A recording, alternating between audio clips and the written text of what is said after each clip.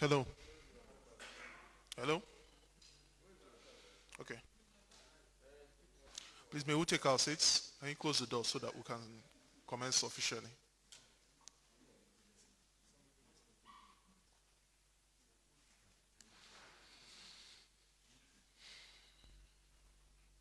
Are we good? The Honorable Minister of Water Resources, Engineer Suleiman Hussein Adamu, Special Advisor on Media to the President and Chairman of the Presidential Communications Team, Mr. Femi Adesina, Senior Special Assistant to the President on Media and Publicity, Malam Garba Shehu, all other Senior Special Assistants, Personal Assistants to the President here present, all members of the Presidential Communications Team, gentlemen of the press, good morning. You are all welcome to the 17th session of the State House briefing organized by the Presidential Communications Team. Before we proceed, may I take this opportunity to introduce the delegation from the Ministry of Water Resources as well as our agencies under the ministry. I'll start with the Director General, Nigeria Hydrological Services Agency, Engineer Clement Nze. Engineer Bashir Magashi, Executive Director, Nigeria Integrated Water Resources Management Commission.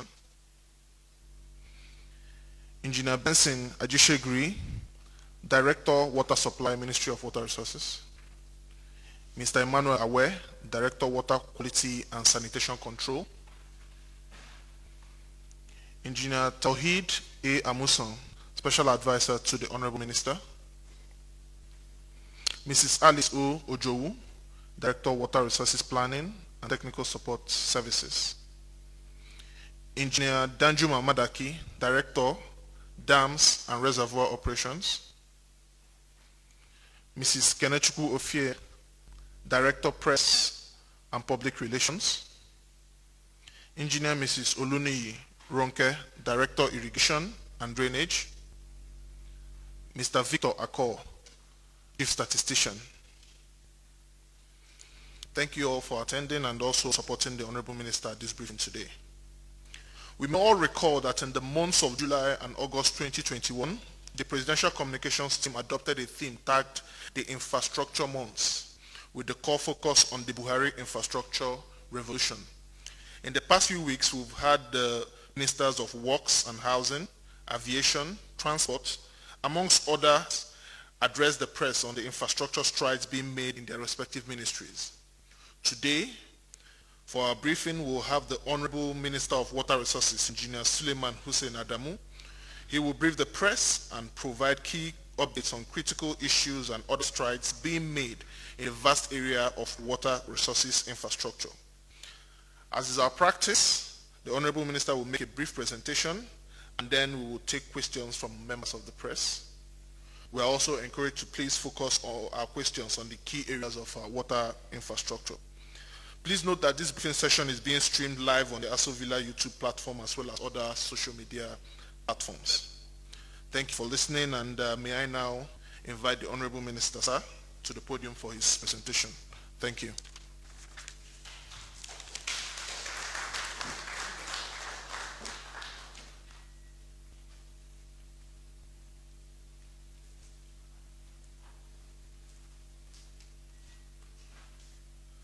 Thank you, Mr. Moderator. Special Advisor to the President of Media, my good friend and brother Femi, my other brother, the Duse man, and Senior Special Assistant to the President of Media, Garba Shehu, Directors and Heads of Agencies of the Ministry, Special Assistants to the President, gentlemen and ladies of the media, good morning. It's a pleasure to be invited to join my colleagues in making this briefing about the activities of the Ministry of Water Resources relating to water infrastructure, obviously. I have about 80 slides, most of them pictures anyway, and I'll try to see if I can go through them within the 20-25 minutes that's been provided. So let's go next page. The mandate, you can read all those things later. Ministry has 6 technical departments, 7 service departments, 9 service units, 3 agencies, and 12 river basin development authorities. Next slide. Where what we've been doing since 2015, we're being guided by 3 pillars. The National Water Resources Master Plan that has been existing since 1995, but was never really implemented to the letter. And the Water Sector Roadmap that we developed in 2015, which was approved by Mr. President in June 2016. And of course, the United Nations Sustainable Development Goals. Let me say that not much is being heard about water infrastructure for several reasons. Number one, most of our major infrastructure projects have to do with irrigation and drainage and dams, and they are not in the cities, they are in the bush. So unless something takes you there, you will not really know and appreciate what is going on. Now, the other aspect is water supply infrastructure, and that, as you know, is also on the concurrent list. And essentially, the provision of water supply to your households, to industries and so on, is vested in the state governments, and that's where they have the state water agencies.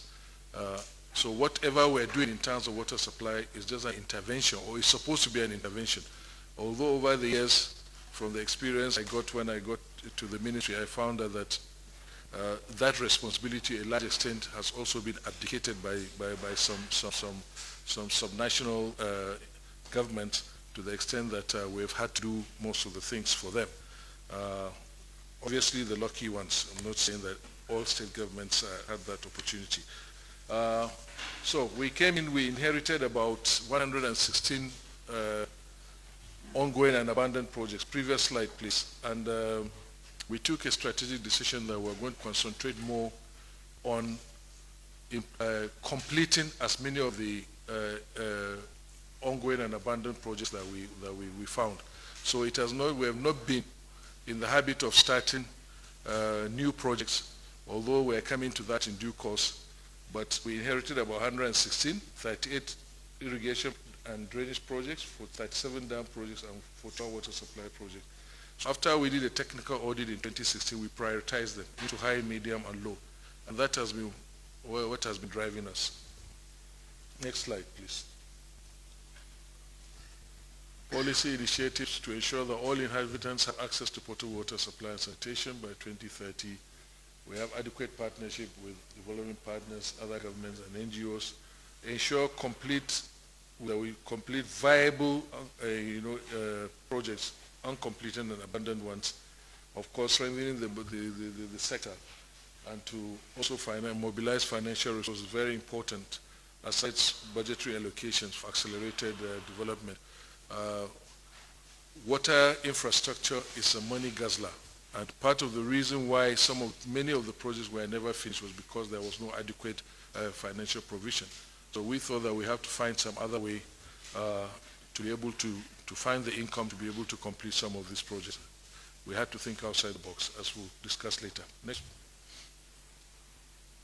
I've talked about the water sector roadmap, which is what has been guiding us. It's a 15-year program.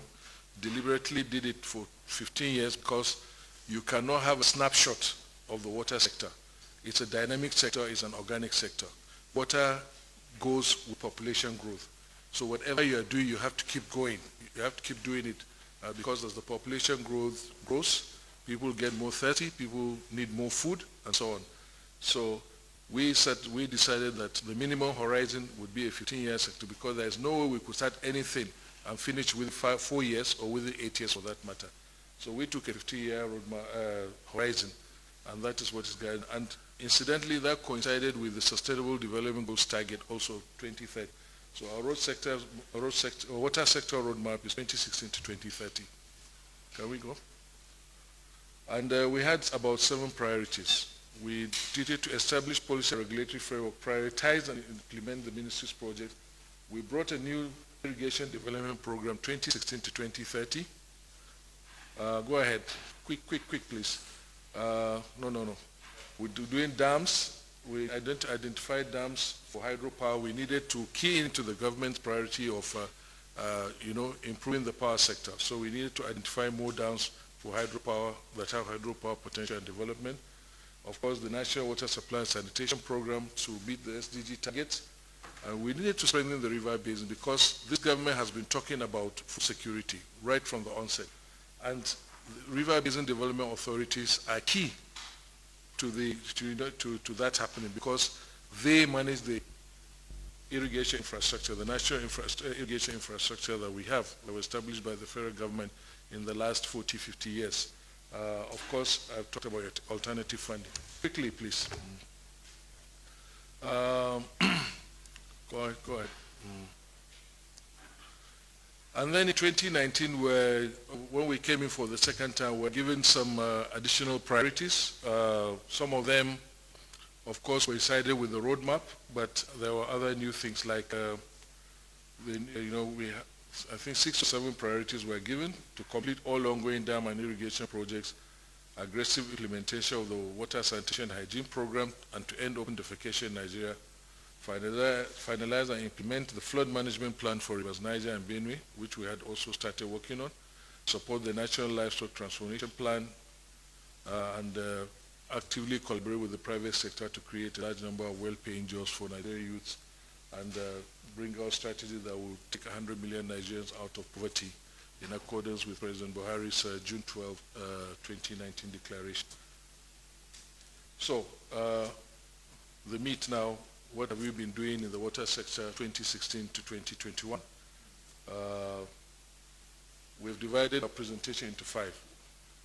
What we consider infrastructure: dams, irrigation, water supply, sanitation, very important, and of course river basin development that I mentioned earlier. So the dams, there are over 200 dams in this country with a capacity of 11.2 billion cubic meters for irrigation, 900 million cubic meters for water supply, and 18 billion cubic meters for hydropower. Out of the 37 projects that we inherited, we have completed 12. And 20 more are prioritized for completion by 2023, if we're able to get the required funding. We'll have a little setback because of COVID, but we're working, and this is the list and some of the pictures. Notably, Kashimbila was one of the, we finished that since 2017. We didn't commission it because there was a component of a transmission line that was being implemented by the Ministry of Power, and that has been completed. And you know, Kashimbila was meant to be a flood protection dam, but it also has a 40 megawatt hydropower component in it, and it's running, it's been tested, it's already feeding into the national grid. So these are the list of dams that we have at the various states, the 12 dams that were completed. Next page. And you see the capacity and the locations. Kashimbila, Ogwashuku in Delta State. Somebody at one time went to, when the president delivered his budget speech in 2019, went into the social media and said that he was standing on Ogwashuku Dam, there was no dam there. He was actually standing on the spillway, which was dry because it was the dry season. And we had to go back and tell people that the story was not true. We've already intimated Delta State government to utilize it, because it's for them now to utilize it for water supply and whatever they want to do. 2 of them are rehabilitation projects, but that's it. Next. Hydropower projects, I mentioned them earlier. We have 3. Gurara Hydropower, which we concessioned in 2019 or 2020. The Kashimbila Hydropower project is ready for concession, and already have we just received a report from the transaction advisor. Dadinkowa was concessioned way back, even before the actual work was done, but in 2005, I think. But we've managed to get it completed, because since 2005, nothing has happened. But now we've got it completed, and it's feed into the national grid, and it's ready for commissioning as well. Next page. Okay, these are these pictures of Kashimbila Dam, access bridge, hydropower plant, the spillway. It also has a landing strip. There's the switchyard that's a substation. and control tower for the airport. It also has, I think, 60 million liters water supply component that is still under construction, about 60–70% completed, plus for 2,000 hectares of irrigation being planned. And some work has started on that, but the place has a potential of 15,000 hectares for irrigation. What we are trying to do now, we are looking for private sector partners that we can concession the irrigation component so that they can develop it further, because the resources are really tight. Go ahead. Galma Dam in Kaduna State completed. We're working on the irrigation component. It has, we're going to do about 500 hectares. Amozari, I think, is in Imo. Yes. This is Ogwashuku. You can see the spillway during the rainy season. That chap was standing on this spillway when it was dry. He didn't show you the picture of the dam itself. So this is Ogwashuku in Delta State. This is the dam crest. And now the access road has been completed. So I expect that this place, I think it's starred by now. Yeah, okay. Adada in Enugu State, completed, supposed to supply Nsukka with water supply. And now we just entered, as part of our efforts to change the way we finance projects, rather than abandon them, we started to go into partnership with the states. And the Enugu State government has accepted to do the pipeline that will take the water to Nsukka. We're going to be signing a memorandum of understanding with the state very soon. We've exchanged the drafts and they're all agreed. So that way we've relieved ourselves of a little pressure so that the state can also make a contribution. Upstream protection, go ahead. Now we come to irrigation projects. We've talked about irrigation water demand, 1.926 billion cubic meters. Comprising irrigation, wet and dry season, as well as Fadama. Fadama irrigation is actually handled by the Ministry of Agriculture. What we are dealing is this open flow irrigation, the large-scale irrigation that you see in outside Kano, under Hadi Jamari. In Zamfara State, you have the Bakolori scheme. In Sokoto, you have the Goronyo, Middle Rima as they call it, and lots of other ones in Kwara and another place, even in Ogoja and Cross River State. We, under our new plan, we have identified that the country has about 3.14 million hectares of land suitable for irrigation. That's the potential. And on the basis of that, we developed in 2016 a new program, National Irrigation Development Program, that is aimed at raising federal government's own infrastructure assets from the current 170,000 to 500,000 by 2030. And then we're also asking the state governments and the private sector, we're trying to encourage them. We've developed information bulletins for them to be able to invest into additional 1 million hectares. So that hopefully by 2030 we'll be having like at least half of the potential for the country would have been achieved. There is no way we can achieve food security without Nigeria growing food all year round. And with irrigation, even rice, if you have irrigation, you can produce rice 3 times, sometimes even 4 times, depending on the location. So that's why irrigation is very, very important. And obviously, you know, it's a solution also to drought, because the dams harvest the water and then it can be used during the dry season.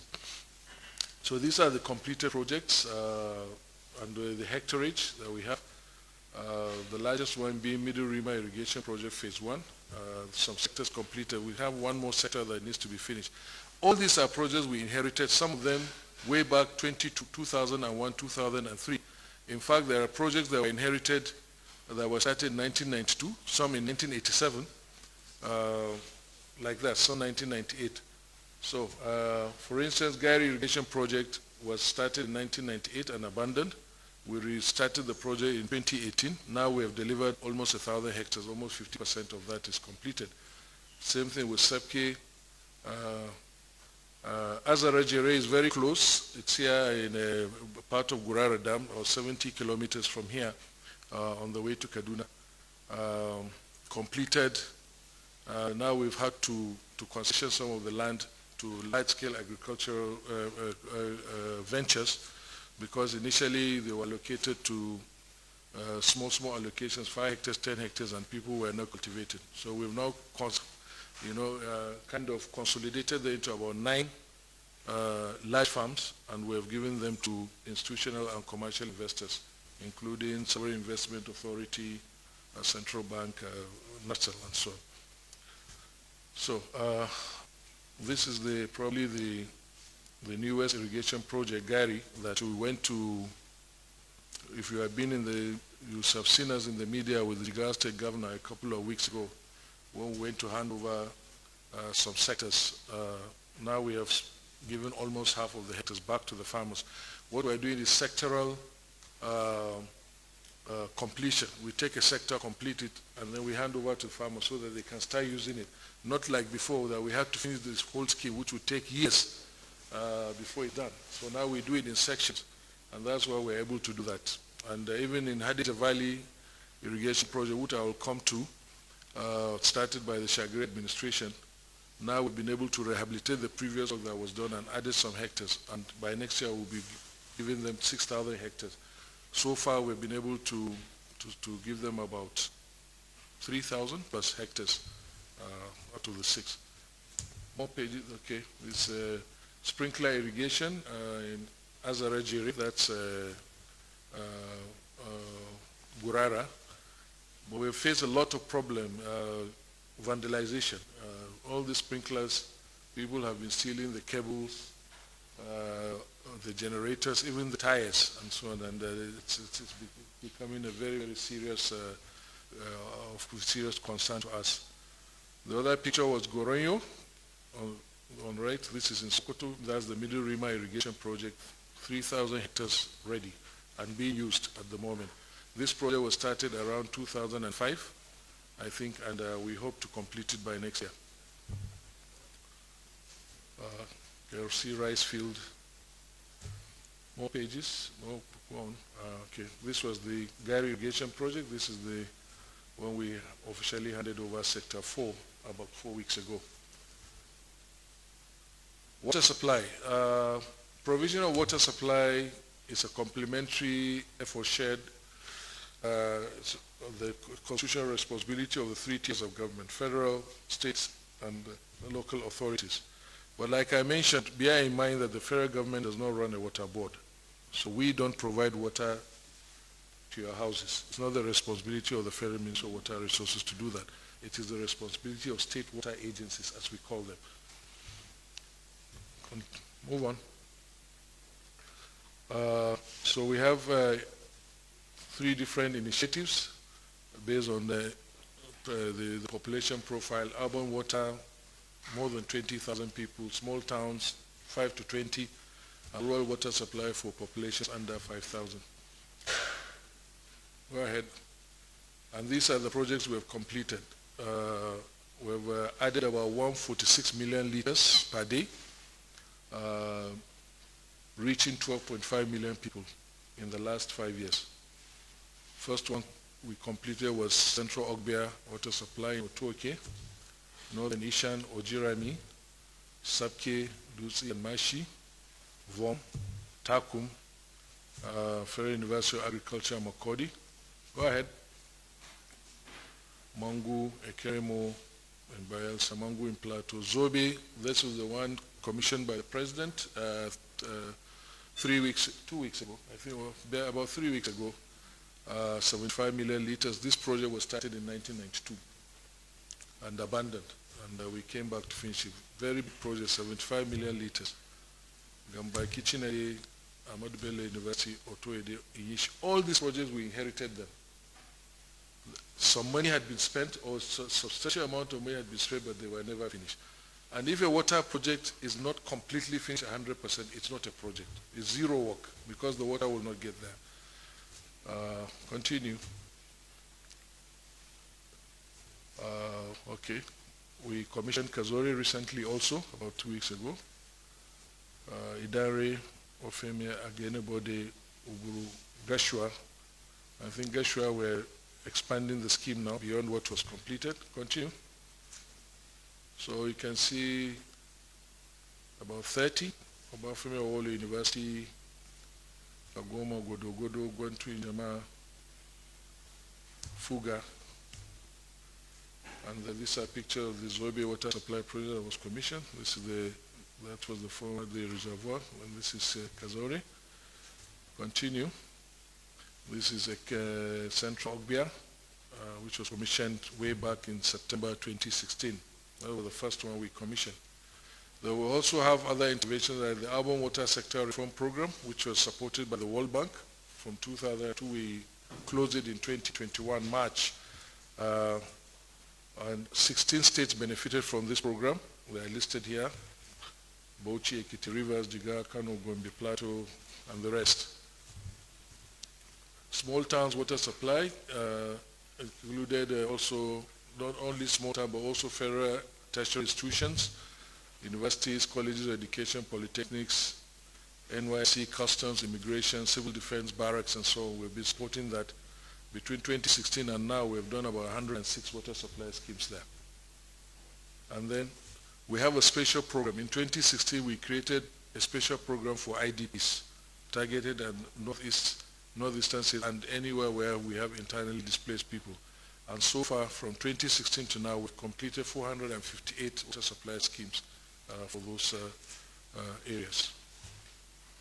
And these are some pictorial evidences of some of these projects. And we have taken a deliberate policy now. Most of our small town schemes, even some of the urban water schemes, we're using solar power for sustainability because of the problem of erratic power supply. So you can see some of these panels. Most of the schemes now are solar powered, including some irrigation projects as well. Sanitation, very important to all of us. About 70% of tropical ailments are water related. We have successfully completed about 3,400 sanitation facilities in institutions and public places between 2017 and 2021, all this in the last 3 years. And of course we have the now flagship program, the national program to end open defecation. This administration launched the Open Defecation Free Nigeria roadmap in 2016. And since then, we've moved on to inaugurate the Clean Nigeria Use the Toilet campaign, inaugurated by the Vice President on 19th November 2019, followed by an executive order, number 9, by Mr. President of 20th November. And before then, we had celebrated the first local government area to be completely 100% open defecation free. That was Obaliku local government in April 2017. And as of today, we have 62 local government areas in the country that are open defecation free. We're way far away from our target, but we're heading there. At least the process now, the rate at which states are becoming ODF is quite encouraging. Before we came to this event yesterday, I heard that Katsina, which is the #1 state so far with 16 local government, is also has asked us to go and assess and validate about 4 more local governments, so 5. So a lot of progress being made there, even though it is slow. 6,500 companion sanitation hygiene facilities have been constructed in public places on this program alone, the ODF program. And we also are partnering with the organized private sector and the Nigerian Diaspora Commission to support this program,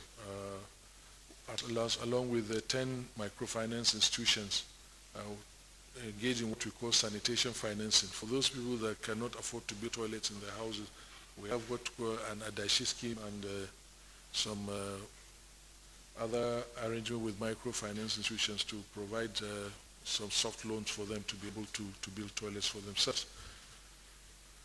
Okay, these are lists of completed sanitation projects that you be able to read from the document. Can we make progress? Go on. The population served is also shown. Okay, pictures, some of these toilets. Our response to COVID-19 has been robust. First of all, I set up the National Wash Response Committee on COVID. WASH, when I say WASH, is water, sanitation, and hygiene, comprising the minister and the commissioners responsible for water, sanitation, all the 36 states and FCT.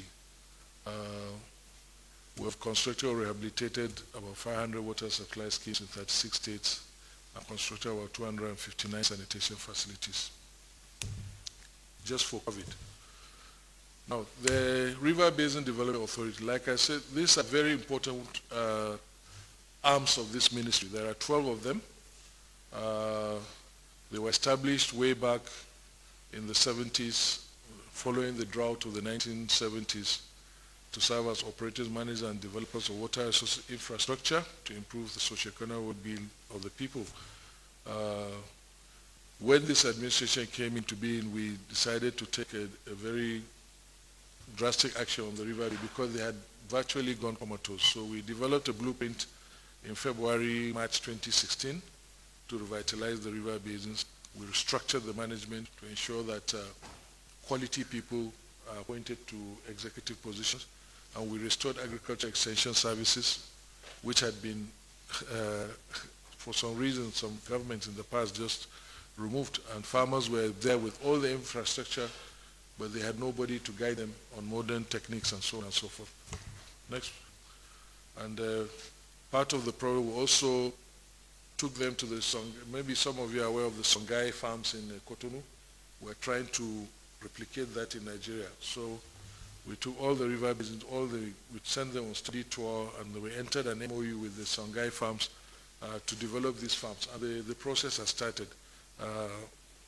They had some glitch, some of them had some glitch with budgetary allocation, but by and large, if you go to Mina, I think the nearest example I can give you is if you can take a tour to Mina, at the headquarters of the Upper Niger River Basin Development Authority, is doing a fantastic job there. Integrated and everything recycled, nothing is wasted. You know, fish ponds, cattle feeds, exotic vegetables and so on, high yielding crops.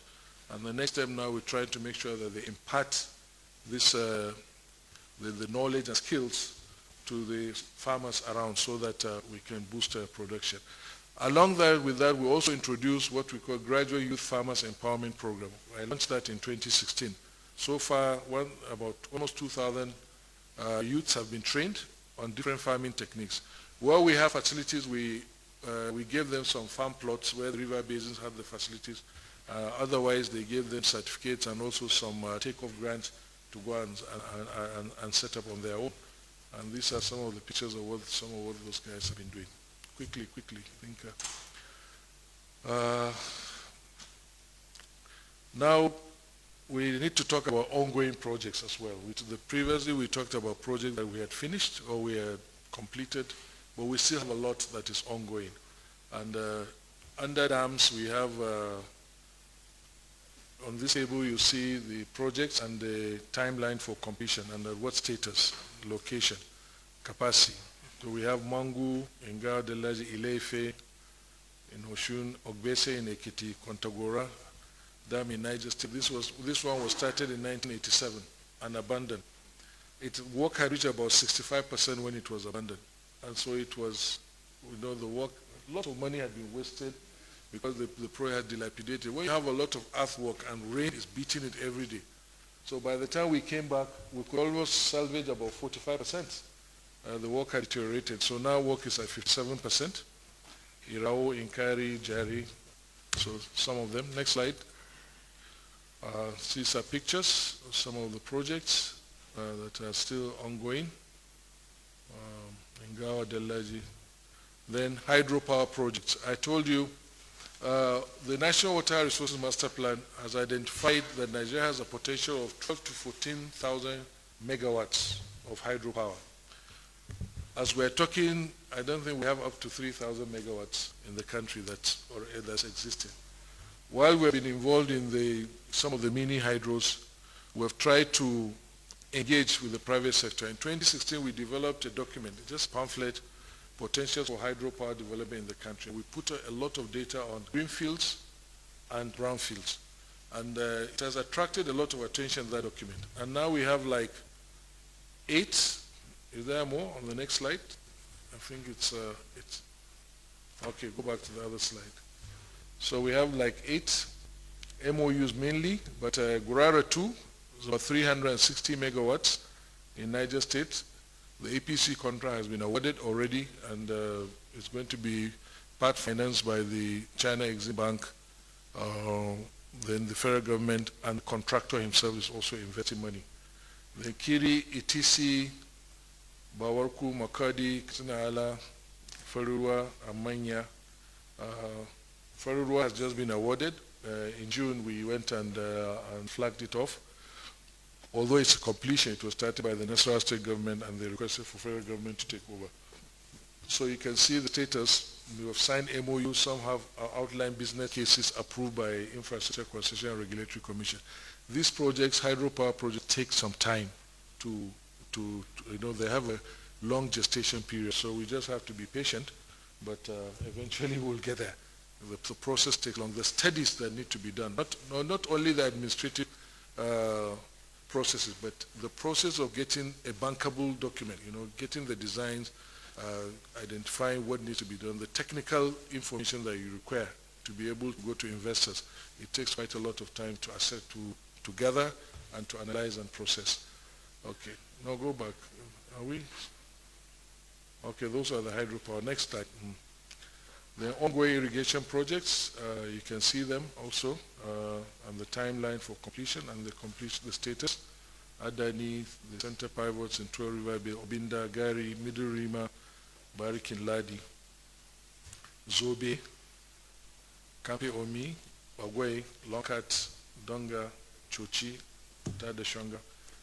Huge acreage, Zoropolda, Nasarawa, irrigation, and Dongai. The last two were planned. These were the only two projects that we planned to start as new. And you can see deliberately, we didn't want to start water supply. We wanted to start irrigation because in our view, it's the main priority. And we have been able to add, the process would add about 12,600 hectares for starts. The potential is more than that. Unfortunately, the provision we made was cut off for the National Assembly, so there's just no way we can start this project. We'll try again in 2022. That picture is Hadija Valley irrigation, where Mr. President went to flag it off, and this Middle Rima in Goronyo. You can see some of the canals at the bottom. Next slide. These are also ongoing irrigation projects. They are doing the canals, some of the handed over, that's Tadeshonga and Kwara. Okay. Then we have, in irrigation, we have the flagship program, Transforming Irrigation Management in Nigeria, Trimming Project. This is supported by the World Bank with $495 million, and we've made a lot of progress. By the time the trimming project is finished, we would have been able to rehabilitate almost 50,000, or increase in new hectares, a total of about 50,000 hectares in 5 different locations. Next slide. There's Hadija Valley irrigation project. This is the one that I mentioned, was started since the Shagari era, but has never seen the light of day. But we're getting there. We hope to complete it 73%. We handed over almost half of it to the farmers. Kano River irrigation project, about 14,000 hectares. Recently, I handed over 3,000 to the farmers, but before that, I think now a total of about 5,000 hectares has been completed. Bakolori is probably also one of the biggest in Zamfara State. The first to be launched, but we have been having setbacks because of security. Unfortunately, even recently, some of the policemen guarding the contractors, we lost about 6 of them to bandits. So there was a time it was suspended for almost a year, but hopefully the security measures we've taken will ensure that at least we see the project through. Luckily, the World Bank has appreciated the situation we're in, and I think they're in the process of extending the loan by another 2 years to enable us to finish this project. And then Dadinkowa is in Gombe. It was a dam that was completed years ago, no irrigation facility, so World Bank is doing 2,000 hectares, and the contract has just been awarded, and the contractors are on site. We also have dam rehabilitation component in Tiga Dam and Goroyo Dam, which are also coming on stream for that. ongoing water supply projects, Potesco, Ibiono, Guru, Damatu, Zingero, Wushishi. This one was started in 1992. Ota, also Biu Water, of those three, so much investment made, then abandoned, and we had to prioritize them because we want to complete them, hopefully by 2023. Fika, Gadaka, 90%, almost complete. Okay. Ezela Paka, Akanu, I think it's Akanu IBM, and Pategi also at 75%, the phase 2. All the civil works have been completed. Now we're working on the electromechanical, and it's almost done. This project probably number 11 will finish by the end of this year. Then when we came into office, we tried to find out why Nigeria was not able to meet the Millennium Development Goals. And we realized that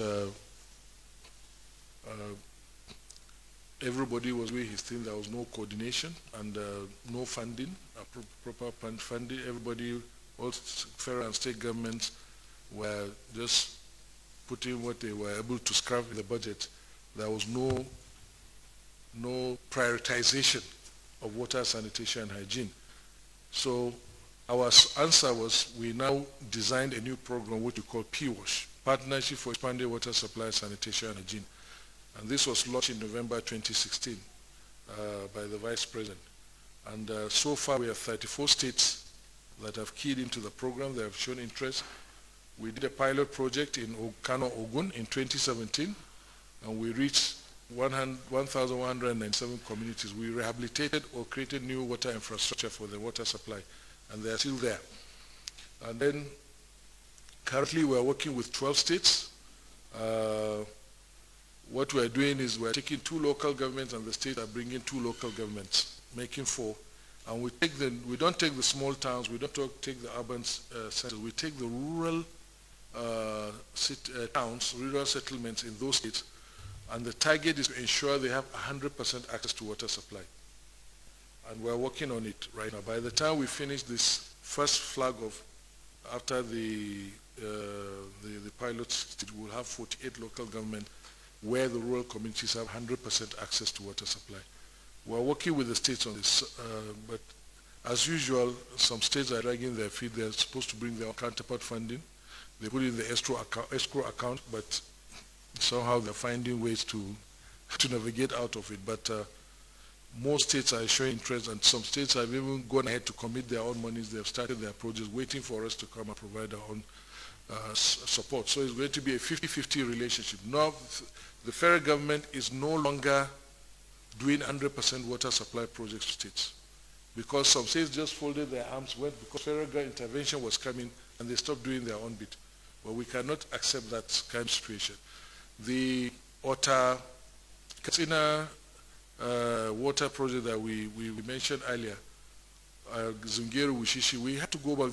These were projects that would be funded 100% by the federal government. But as part of our plan to change the focus, to make state more responsible for provision of water supply, one, and for us to be able to finish this project because of our own financial constraints, we had to enter into MOUs with the states. We took certain components, okay, we will do this component so that we finish the project, and then you take the other components. And that's how we've been able to,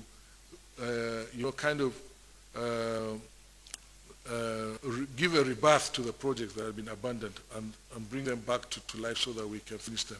So it's a joint effort with some of the states that we're doing. And in 2017, we created a new budget line because the National Water Resources Policy was approved by FEC in 2016, along with the National Drainage and Irrigation Policy. This water resource policy now says federal government, if a state government wants to do an urban scheme, federal government can support it with up to 30% of the financing. And if it's a rural program, we can provide up to 50%. So the rural program is this. The urban, the existing projects we have entered into partnership. In some cases, federal government is taking like 60-40 by the state. In some places, 50. There is no fixed ratio. But going forward, any other project that the state brings to us, we'll now ask them that with the maximum commitment that the federal government is going to make for urban water schemes is 30%. But even then, the federal government is supporting the state with a new World Bank facility for under what we call our Sustainable Urban and Rural Water Supply Program. The World Bank has just approved $700 million for this program. Half of it is going to states for to provide urban water schemes for the people, and half is going to support this PWASH program, the Open Defecation Free Nigeria Campaign program, and other related issues. Continue. We talked about some of the ongoing, the COVID-19 response. We're still on it.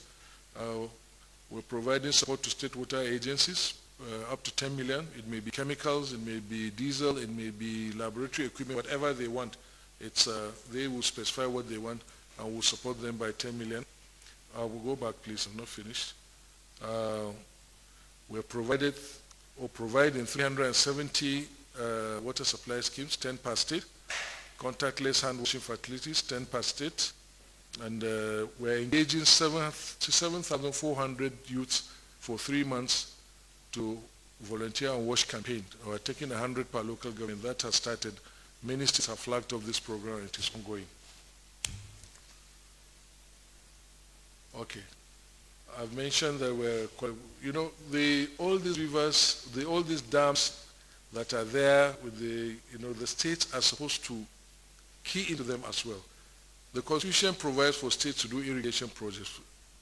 To do of course, water supply, like I said, reticulation systems, is primarily, the responsibility primarily rests with them. And even hydropower, I think that has been devolved. So we continue to cooperate with them in this regard. We're collaborating with them, Songhai model farming, and also to partially commercialize our river basins in terms of providing security for farmers and so on and so forth. Quite a number of areas of collaboration, but mainly we're trying to collaborate more on water supply and sanitation. It's very, very important that they do this. There is not a single city in Nigeria today that can boast of 24 hours water supply. All of you, you can, unless some sections of Abuja, yes, but not the entire city. If you are lucky, you're in Wuse or certain areas, you get water all the time. If you are in Asokoro, you know the problem. So we need to work with the states to do this, and we keep talking to them, we keep engaging them. We have advocacy. I do personal advocacy with the states to ensure that they do that. Obviously, I've mentioned apart from the direct collaboration that we've been doing, I've mentioned that we're trying to get World Bank facilities for them, and we're doing the PWASH program together. But we're also working further to create a WASH fund, Water, Sanitation and Hygiene Fund, that state governments can leverage on, to get some money, because the truth is investment is not being made in the water sector at all. The states are not prioritizing water and sanitation at all. Many of them are not doing that. And it's very important that they do that. We need to start with the basics. So this government has tried to bring so many incentives to the state governments for them to be able to provide water to the people, and also to help, sanitize the society so that people we can have a healthy environment. Almost done. Example of the collaboration I mentioned with state governments, Zobe Water Supply Project, where the federal government has finished its own component. The Katsina State government is now working on its own. Ota, we signed MOU with Ogun State. Adada, I mentioned, with Enugu State. ETC Dam is a new project coming. There is a dam, there is water, there is irrigation. We've signed an MOU with the state government with shared responsibilities. And then, of course, I mentioned Farurua project. And Adani irrigation project, Lower Number irrigation project. We handed over the rice mill. There's a rice mill there. We handed over it to the state government. Gari Dam, because the Gari irrigation project straddles both Kano and Jigawa states, and the dam is in Kano. We entered an agreement. Kano State government handed over the dam to Hadejia Jama River Basin Development Authority. Of course, the PWASH program, the ODF, the Elisha Water Supply, we are providing $42 million counterpart funding Federal government is providing that for the completion of the project, and the work is ongoing.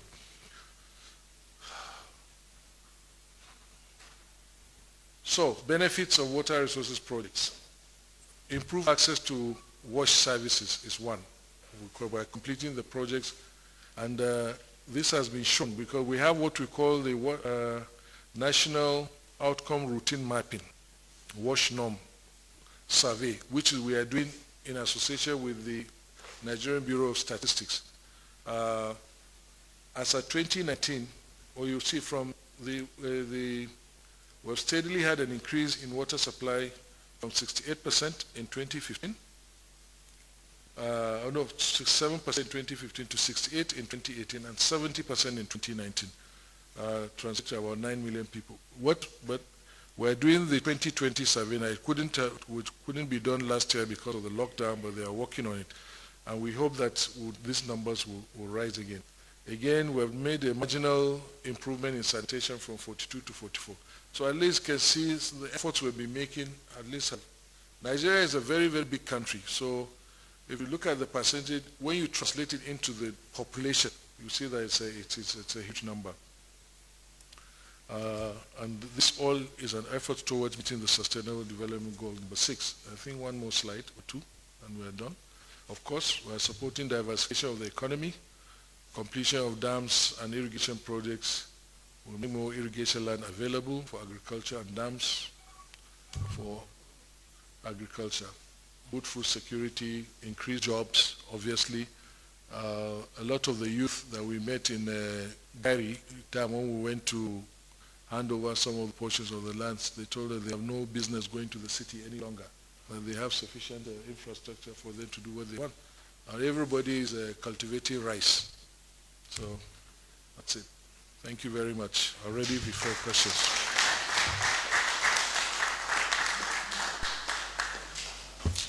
Thank you very much, Honorable Minister. You can see he did really well with 80 slides with the time provided.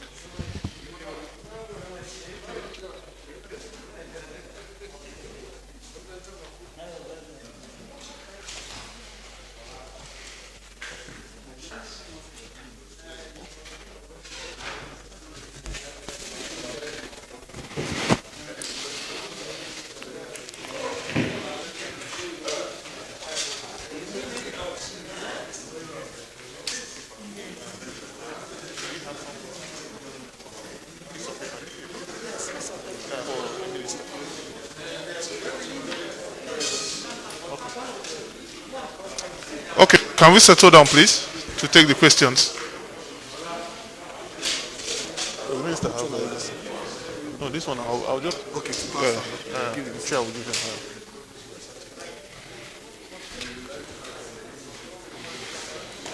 Okay. Can we settle down for the questions? As is our practice, we'll take the question phase by phase, first 3, and then following with the other ones. So if you want to ask a question, can you just signify by raising your hand? Okay. Gloria,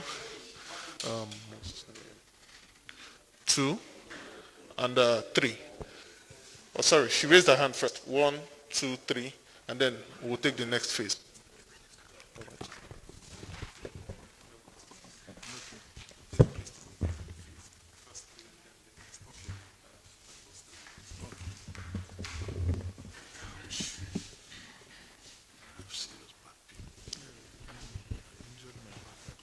Good morning, Honorable Minister. My name is Gloria Umezu.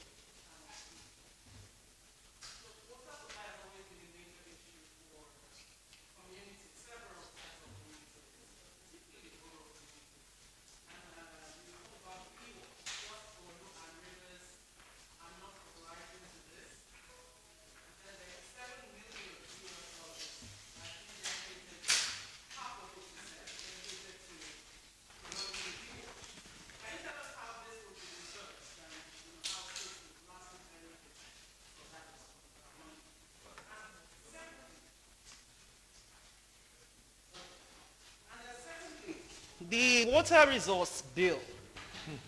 Can you bring us up to speed with this controversial bill? Because we've seen controversy move from the 8th Assembly into the 9th Assembly. And then, communities are still not happy about how the federal government wants to continue, with the bill. And I'm wondering, what are the merits of this bill, aside the fact that a lot of people feel that they're going to be cheated, they're going to be shortchanged from this particular bill? Thank you.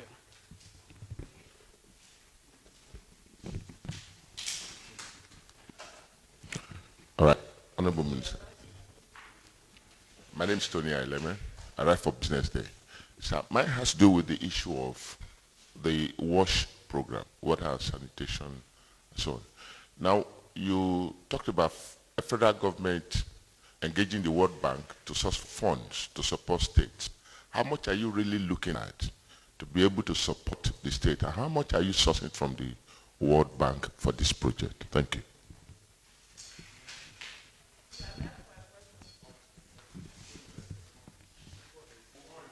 Yeah.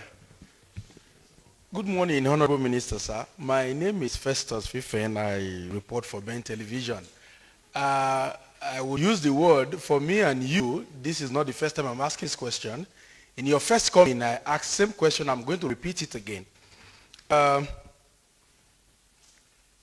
the time you come here during FEC, you tell us so amount has been approved to revive this dam, to work on this project, And my question then was, if you're putting money in this area, you should be able to tell us in clear terms what that dam would contribute, either financially, either in farming, either anything that it will contribute apart from just coming to tell us. This morning again, you told us about a lot of projects you have done, laudable, good projects, but for a Nigerian man that sees everything in Naira and Kobo, what does he stand to benefit from these things?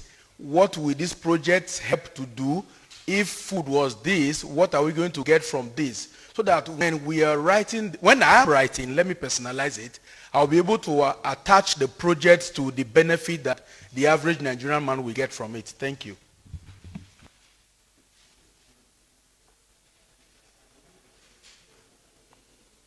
Okay, Minister, you can respond. Okay, I can go ahead. Okay. Thank you very much. Was that Gloria? That was the first question. Okay. You asked about how the funds from World Bank will be disbursed. Yeah, for PWASH. Actually, we have some certain criteria were set up by World Bank and us, and the states had to meet this eligible criteria. And the projects are segmented into about 2 or 3, I think. There's the Tier 1, Tier 2. Tier 1 are those that will get a substantial amount, maybe $50, $60 million. Or you're talking about PWASH, not the urban schemes. Yeah, the PWASH, that's the rural component.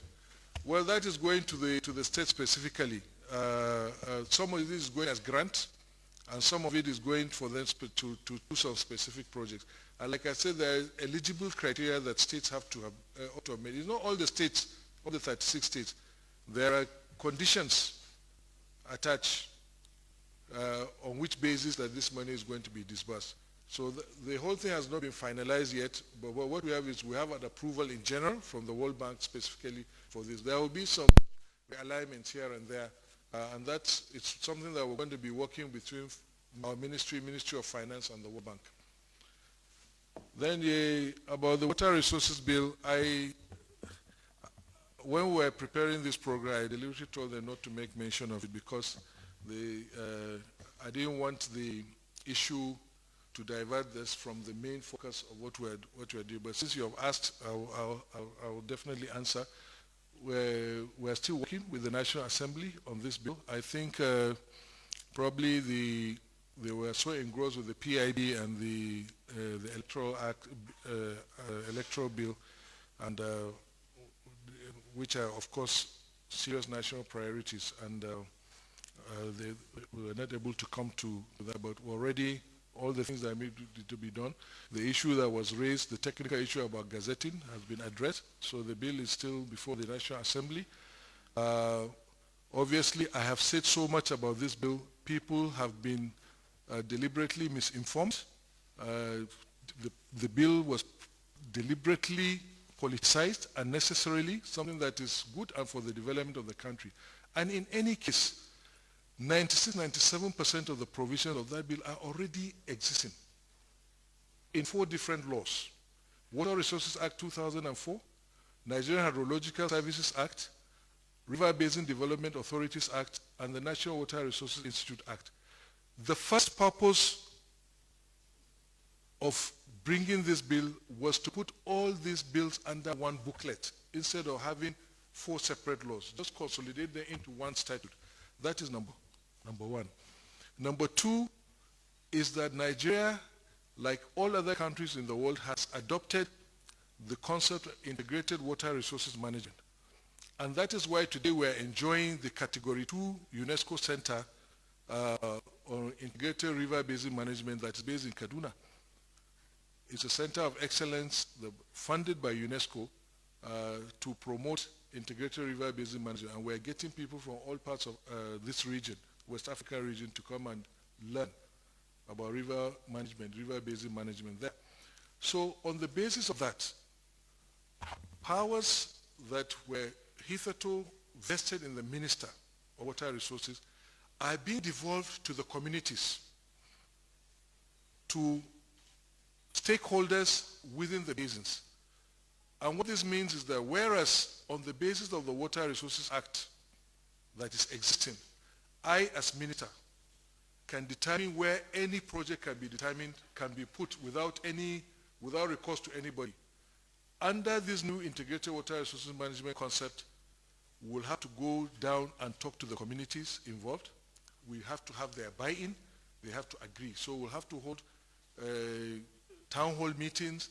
We have to do this and that. We have to set up river basin, what do you call them? Catchment management committees. Catchment management committees.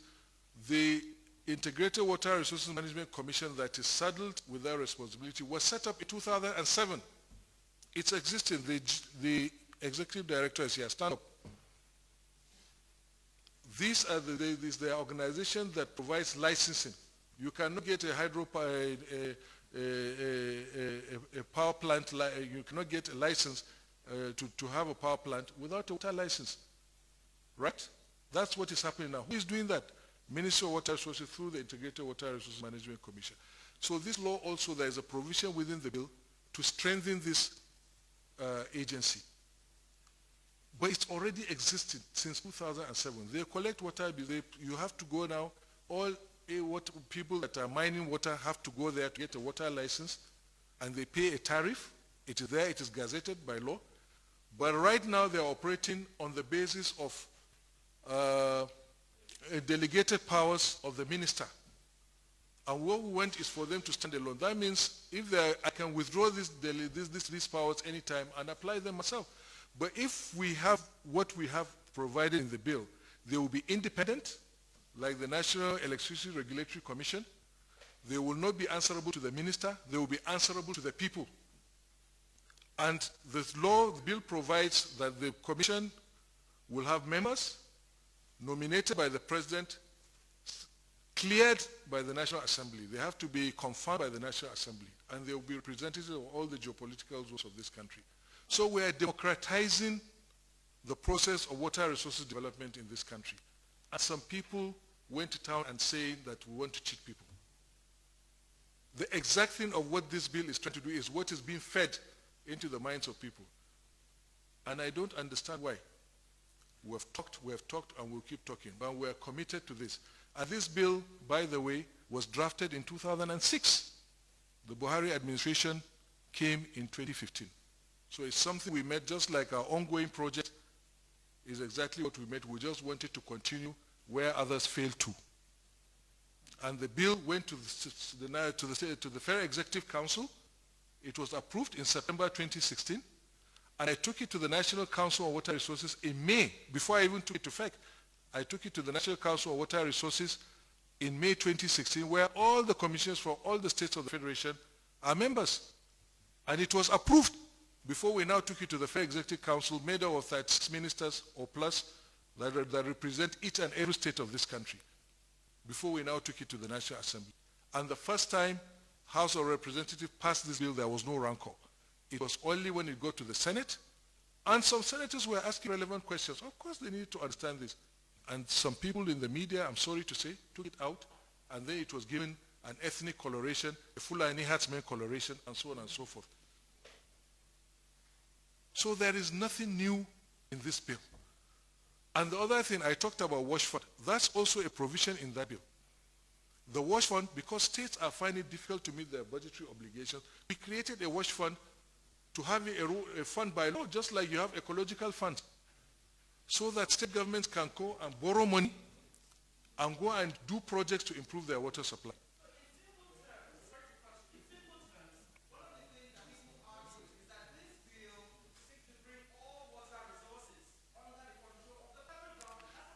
Excuse me, Gloria, go to section, I think section 40 or section 16.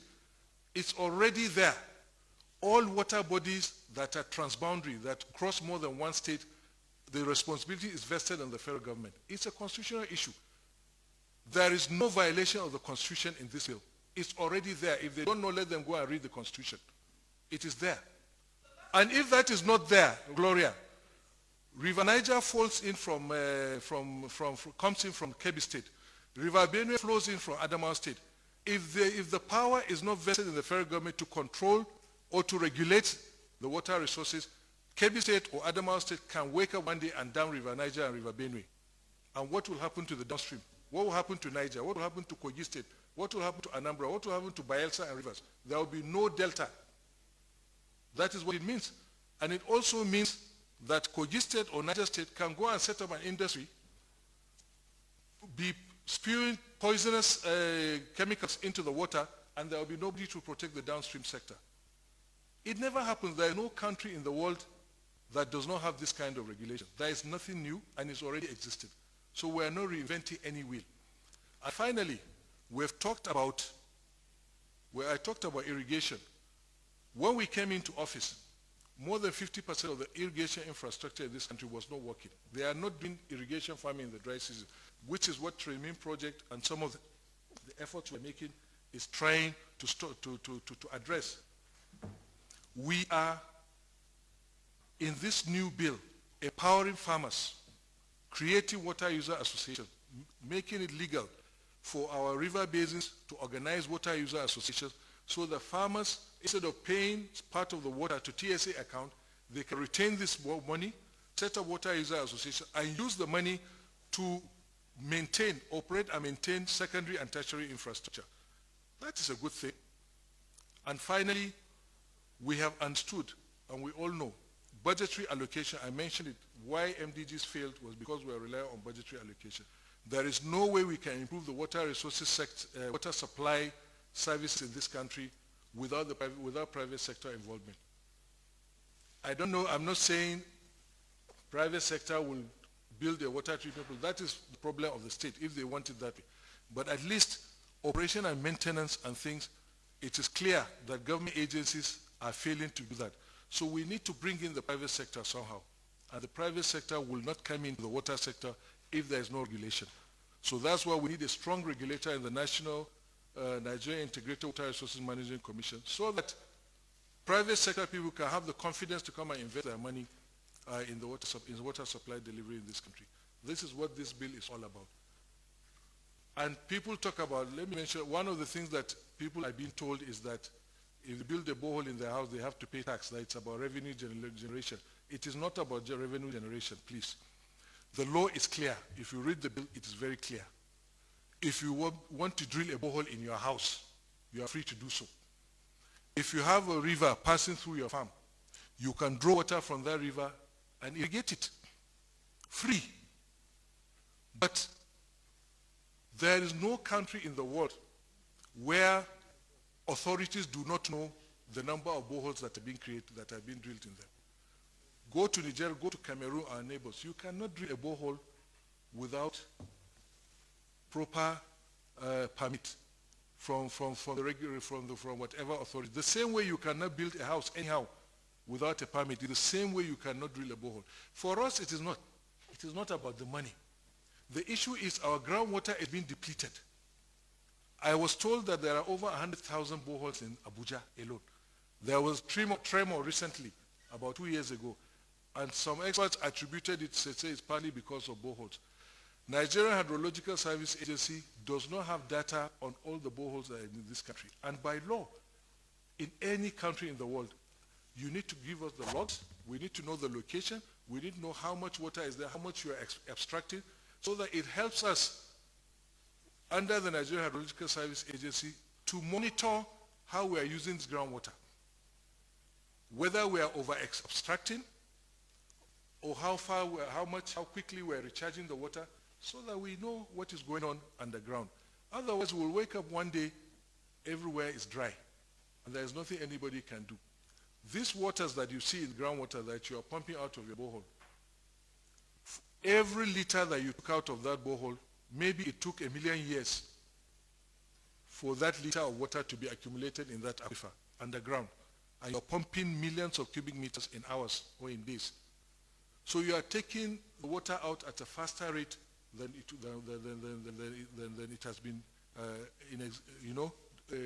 percolating into the soil. So how can we plan our water resources if we don't even know how much water is being depleted? So we're not charging anybody. Of course, if you're a commercial water user, you have what they are calling industrial boreholes. You are mining millions of cubic meters, and having a bottling company or a refinery or a distillery. By my goodness, you are mining water just like you are mining oil, and you must pay a royalty for it. So if you are using it for commercial purpose, you will pay. If you are using it for domestic purpose, you don't pay a dime.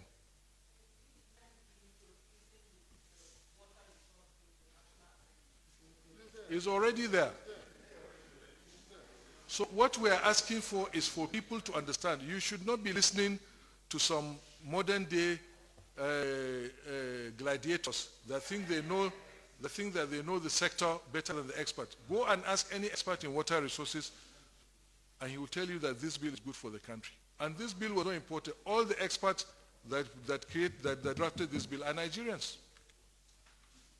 And that was done way back in 2008, and it went through roadshows in all the geopolitical zones in 2008. We should not be paying a price for something that others did not do because, for whatever reason, out of negligence, we want to do the right thing. And we believe that the Water Resources Bill is good for this country and is necessary for the country. Thank you.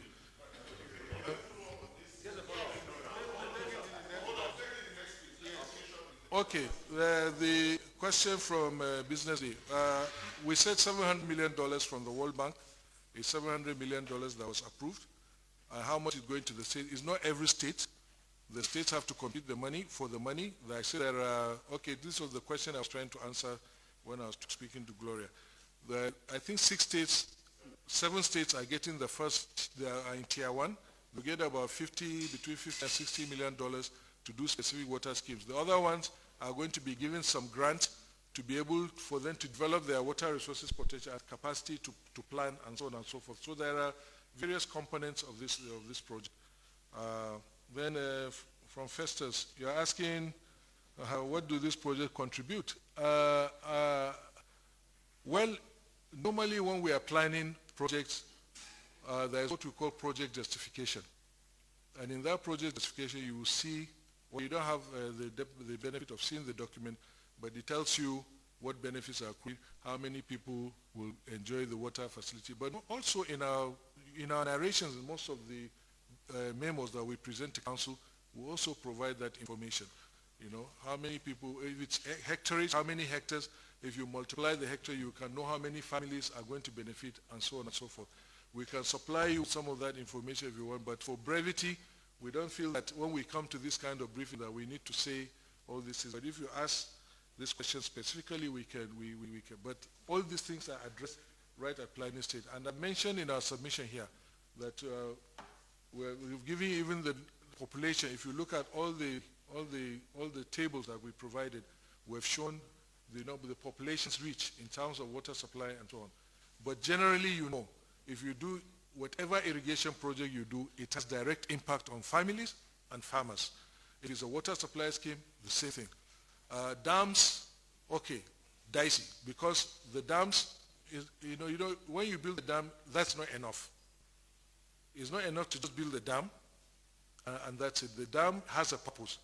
So no, normally the dams that the federal government has built, some of them we have gone further to do the irrigation schemes, some of them we have gone further to do the water supply schemes, but most often, and this, actually, the federal government has been building these dams as bulk water for the states to now construct the water supply facility or the irrigation facility to supply their people. And this is where the states have been failing. Many states have failed to do that and still expect that after spending billions of naira to the dams, that the federal government should go ahead and provide the water schemes. And to some extent, we've even done that. There are schemes. I know of 2 places where the federal government built the dam and the treatment plant, and the states didn't use them. And I know a scheme that we commissioned, 6 billion naira, handed over to the state government because we don't operate water boards. West Federal Ministry of Water Resources cannot run a water scheme on a daily basis. So after completion, we handed over to the state government. A year after, we went back. It was not in use. It was for 13 communities, 120,000 people. The state government locked it. We asked why.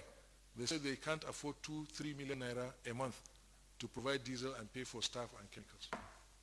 So what can we do? And that is why we said the federal government is no longer going to be a Father Christmas just doing these projects and handing over to them. We have to see their own commitment as well. Thank you.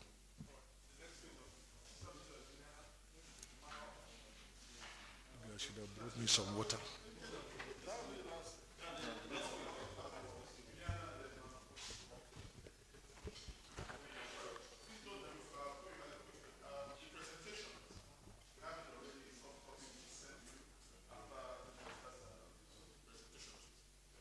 Okay. Good morning, sir. Juliana Taiwo Balonya of the Sun newspapers. So I would like to know, you said there's deliberate effort to distort, to misinform the public about the water bill. I'm wondering, it's like you seem to be the only one talking. Where is NOA? What is the role of NOA in all of this?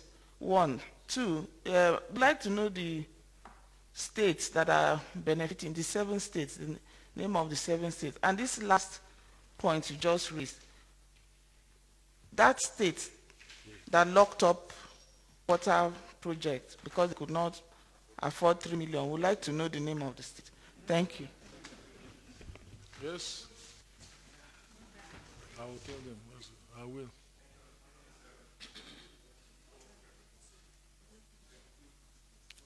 Engineer Benson, can you give me those states? Yeah.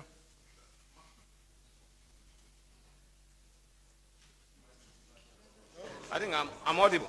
Okay, thank you very much. He said battery. The man is busy, please. Yeah, Honourable Minister, thank you very much. My name is Dr. Anule Emmanuel. I write for AFP. For? AFP, Urgence France Presse. Oh, okay. Honourable Minister, I just want to, Julie has taken just part of the question, but I'll add it up. She asked about where is the position of NOA in terms of campaigns. Bills all over the world are gotten through processes of lobbying. And, campaigning and, educating the citizens is also part of the process. Now, every time this issue comes up, you said the first controversy was about gazetting, which you have gone back to do, and the bill is back to the National Assembly. But there is only this fear. I've gone through the bill, and each time I go to the bill, I want to establish that clause that talks about these issues of fear that is raised, that when the bill is passed, the federal government will take certain portions of adjoining lands to the rivers crisscrossing the country. How true is this? If this is true, can you please just cite that particular clause and educate Nigerians more? Is it true? Because that appears to be fair. Thank you, Moisa. Thank you. Very good.